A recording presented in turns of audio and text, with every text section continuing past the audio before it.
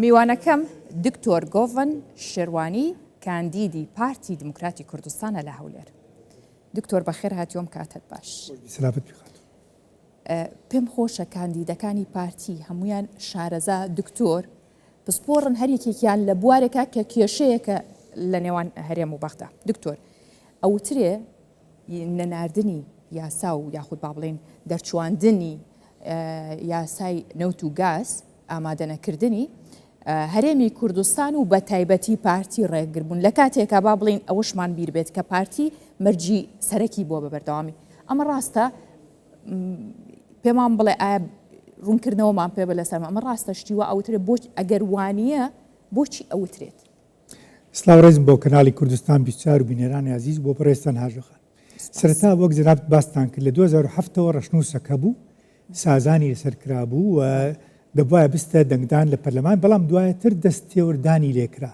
محتەوای ئەو ئیتیفاقە ئەو یاسای کە هەبوو زۆر گۆڕدرا بۆیە پەسەند نەکرا و تا ئێستا دووسێ ڕەشنووسی دیکە 2010 و 2023 دەرچوو. بەڵام کێشەی سەرەکی ئەوەیە وەک لە راپۆرتەکەی ئەوڤڕین بۆ چوونی لایانی عێراقی بەرەو مەرکەزیەت زیاتر دەڕوە.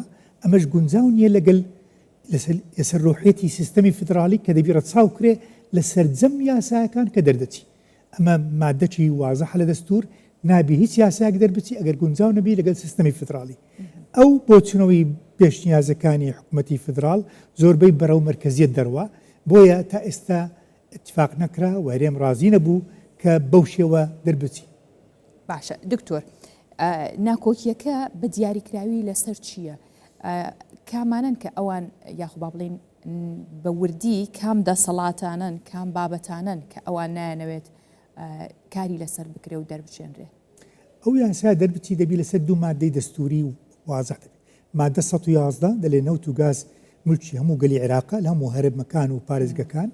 مادە 112 ڕێگە دەدا بە هاوبەشی لە بەڕێوەبردننی نەوت وەرەوها لە دانانی استراتیژیە و پلانەکان بە مەرجێک داهاتەکان بە عەدالەت تەوزیعکرێت. ئەم خاڵە 112 زۆر گرنگە، بەڵام بەغا بەوەی رازی نییە. دەوێت سەرجەم قۆناغە هەشت قۆناغەیە لە پیشرازی نەوت دەوێت زۆربەی ئەو کۆنتترۆل بکاتەوە. ئەمەش مخالفی ئەو مادەیە، ئەبێ هاوبەشی هەبیتن. هاوبەشیش طبعاً بە وازەحی دیارە، بۆیە ڕەشنووسەکە ئەبێ ئەم خاڵانە بە تەواوی مراعات ئەجینا مخالفی مادەی دەستوریە، مخالفی سیستەمی فدرالیشە. باشە دکتۆر، لە خولی پێشوودا و بە تایبەت لە کاتێک کە محەممەد شیع سوودانی بوو بە سەرۆکوەزیرانی عێراق، مەرجی سەرەکی پارتی دموکراتی کوردستان ئەوە بوو کە ئەبێ یاسای نەوت و گاز هەبێت لە عێراق جێبەجێ بکرێت. بەڵام ئەوە تا 6 مانگەکەش دانرا بوو. ئەو کات محەممەد شیع سوودانی وتی 6 مانگ دانێم و خۆتە دەزانی تا ئێستش ئەم 6 مانگە هەر پێ نەگەیشتووە، نەبووە بە 4 ساڵەکە ئەم یاسایە نەکرا. بۆ ئەم خولە چی ئەکەن؟ ئێوە چی ئامادەکەن بۆی تر ئەمە دووبارە نەبێتەوە؟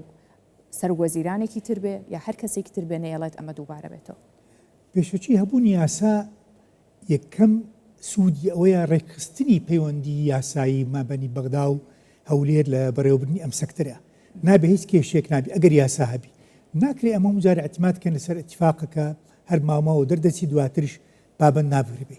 بۆیە دانانی چوارچێوەکی یاسایی و دەستوریە بۆ ئەو پەیوەندیە، بۆیە زۆر گرنگە بۆ هەرێم دەربچی. ئێستا تەبعاً کێشەکان لۆ بەردەوامن چونکە یاسایەک نییە. ئەم یاسایە ئەرک و مافە مولانەکان دابەش دەکات، نەک مابەینی بەغا و هەولێر، بەڵکو بەغا و سەرجەم پارێزگەکانی بەرهێمەنێری نەوت. هەر جێداخە وڵاتەکی بەرهێمەنەری نەوت ئەو 18 ساڵە بێ یاسایە، طبعاً بۆ خۆشیان زەرەرە. ئێستا نەبوونی یاسا وا دەکا ئەم سەکتەرە باش بەڕێوە نەچیتن، ڕێگە دەدەی بۆ بەهدەردانی پارە، گەندەلی و قۆڕخکردنی بڕیارەکان لەسەر چەند پۆستێک لە حکومەت. ئەمەش وا دەکاتن زیانێکی زۆر بگەینی و ڕێگە نادا بۆ پەرپێدانی ئەم سەکتەرە لەسەر ئاستی عێراقیشەوە. باشە دکتۆر، مەرجی ئەم جارەی پارتیش هەر ئەوە بێت کە ئەم یاسایە ئەبێ جێبەجێ بکرێت؟ بخۆی بەتەکید ئەوە هەو پەیمانی پێشتر بە ناوی تەحالف ئیدارە دەوڵە پەیمانی دابوو لە ماوەی 6 مانگ یاسایەکە دەرچێنی. بەڵام دواتر نەبوونی ئەم یاسا بەتەکید دەستێوەردانی سیاسیە لایەنێک هەیە دەستڕۆیشتووە لە بەغدا پێیان باشە کێشەکان لەگەڵ هەولێر بەردەوام بن، چارەسەر نەکرێن. ئەم یاسا ئەگەر دەربچی کێشەی پێشووتر کێشەی نوێژڕێ داخی مەزاری نابی ڕووبداتەوە بۆیە بۆ سوودی هەموو گەلی عێراق نەک هەرێمی کوردستانەوە هەرێمی کوردستان ئێستا سەخت لەسەر ئەو شتێ دەکا گەڕانەوە بۆ دەستور بابەتبوون بە دەستور چونکە وەک جەنابی سەرۆک مەسعود بارزانوتی ئێمە زۆربەی کێشەکانمان لە مەسەلەی پابەند نەبوونی بەغا بە دەستورە بۆیە پەیوەندیەکە دەبی لەسەر بنەمای مادەی دەستوری بی نەک لەسەر مەزاجی شخصی ڕاستە جا دکتۆر بە قاوەیە بخۆینەوە چونکە کێشەکانی بەغدا زۆر قوڵە ئەشزانین کە بیانوەکانی بەردەوامە بەغدا کە بەردەوام پاساوە هێنێتەوە و ڕێکەوتنەکە جێبەجێ ناکە ئێستا ڕێکەوتنێک هەیە بۆ هەناردەکردنەوەی نەوت ئێوە لەم خولەی پەرلەمان ئەگەر چوونە ئەوێ ئینشاءڵڵا ئەچن لەوێ چی ئەکەن بۆی ئەم ڕێکەوتنی کراوە بە تەواوەتی جێبەجێ بکرێت کاری پێ بکرێ بە یاسا ئیتر وای لێ بکرێت جارێکی دیکە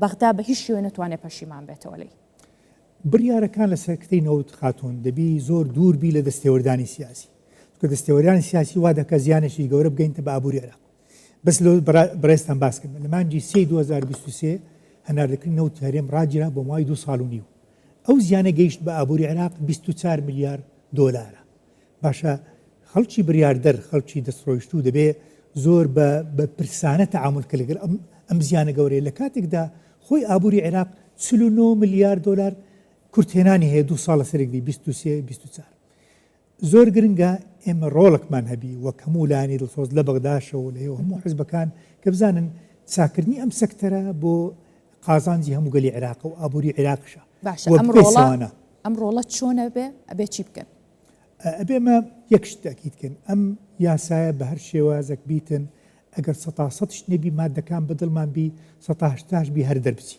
باشترە لەو بۆشای یاسایە ئەو بۆشایە چەند ببینێ کێشە بەردەوام دەبیتن کێشە کۆنەکانی هەردەم سەری هەڵدەداتن ڕەنگە هەموو یاسا تەواو بەدڵمان نەبی بەڵام دواتر دەرفەت هەیە لە ڕای هەموارکردن هەندێک خاڵەکان چاک بکرێ دواتر کە دیار دەکەوی کە زیانی بە ئابووری عێراق و پەیوەندی هەولێر و بەغاش باشە دکتۆر ئێستا لە یاسای بودجەدا هاتووە کە هەرێمی کوردستان دەبێت 400,000 بەرمیل نەوت هەناردە بکات لە کاتێکە ئەوەی کە لە واقع ئێستا تەنها توانێت 200,000 بێت ئێوە چیەکەن بۆی کە لە یاساکانی بودجەی داهاتووە ئەم شێوازە دیاری کراوەی هەناردەکردنی نەوت لە بودجەیە دانەنرێت بووی نەبێتە کێشە بۆ هەرێمی کوردستان بووی نەبێتە بیانوێک بۆ عێراقیش خۆی بەرهێنانی نەوت مەسەلەیش تەکنیکیە زیاد و کەم دەبیتەوە بێ هەموو بە معدل حساب بکەین ئێمە لە دوای ڕاگررتنی 2 ساڵ و نیو بە تاکید کێشەی تەکنیکی دروستکرا بۆی بەرەمەکاتە خوارێ لە 400,000 بۆ 200,000